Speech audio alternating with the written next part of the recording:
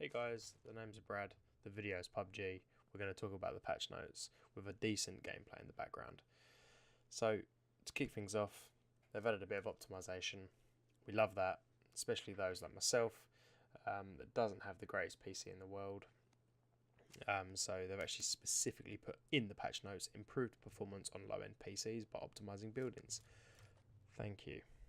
I will admit I have noticed some increased frame rates, especially in the new part of the map. I'm not quite sure the name of that right now, but I noticed that I was getting, with my PC, I'll put the specs in the description just down below. I was noticing I was getting an easy 80 to 120 frames per second and even dipping into the 150s. That was great to see. That was in the fog, however. I'm not sure how well the game runs in the fog yet, as you know, they've just added it, so it's probably not going to be optimized very well. Again, they've just optimized client and server performance when there are multiple vehicles in a close vicinity. That's great. I did notice when you're in a very populated area, the frames could drop quite significantly, and to know that that would have been one of the reasons why, it's good that they've targeted it and were able to optimize that. Of course, they've added the foggy weather. A lot of people have actually sort of been against the idea of fog. Myself, I actually quite like it. I've played 2 or 3 games now in fog. I have actually been that guy that's been leaving games just to get the fog, but get over it.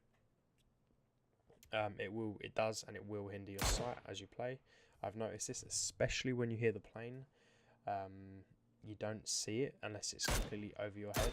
From what I've noticed, I'm running the game in ultra, and it's hard to see the plane unless you are within the plane's path.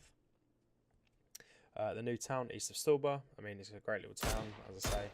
It's not military, it's just a town. I think they've got 1 or 2 like large container type buildings, as you see in Georgia Pole. Standard loot there, you're going to get your standard stuff, nothing too amazing. They've added the option to change crosshair color. Now that's great.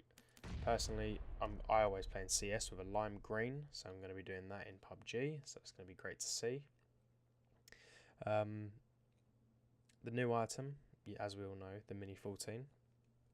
It's a lightweight, it's compact, and it's 556, of course. Now that is great because 556 is lighter to carry than 7.62, so it means that you can carry a lot more ammo.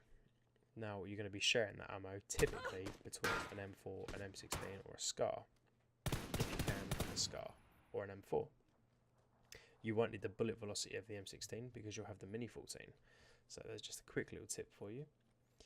And again, it will use sniper rifle attachments and it will use magazine slots from a sniper rifle, but it will take any type of optical sight. It has lowest damage stats than other DMRs, which isn't an issue because it is compensated by a high muzzle velocity, and I didn't see any bullet drop, but again, I was playing in fog and I only used it in fog with a 4x, as you can see in the video. So the distance that I could see, again, was probably only 70 to 80 meters, if that, at most points. That was worth me seeing. Again, the gameplay is overall, it's certainly better. They've added a few little sounds that I wasn't quite used to hearing, especially when you are using a medkit.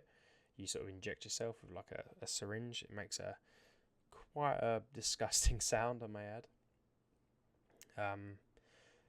Now there is certainly a different type of recoil. The M4, you'll see in one of the clips, it recoiled much more than it did. I don't know whether that was just, I haven't played the game in a few days and I've just not noticed it, but it certainly seemed much higher. Grenades definitely throw completely differently now. They don't have the range.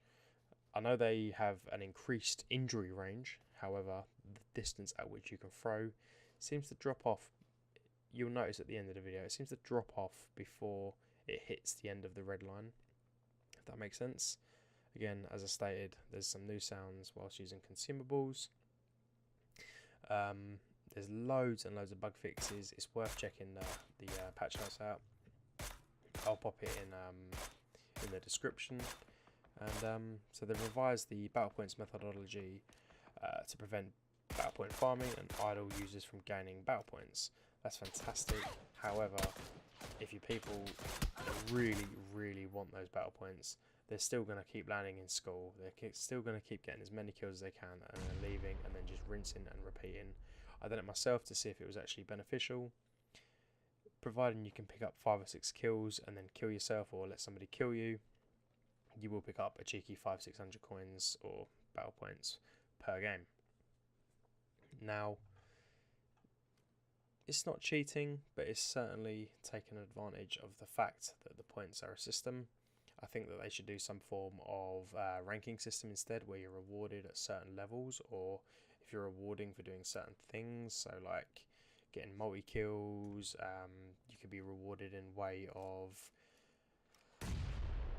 maybe reviving teammates.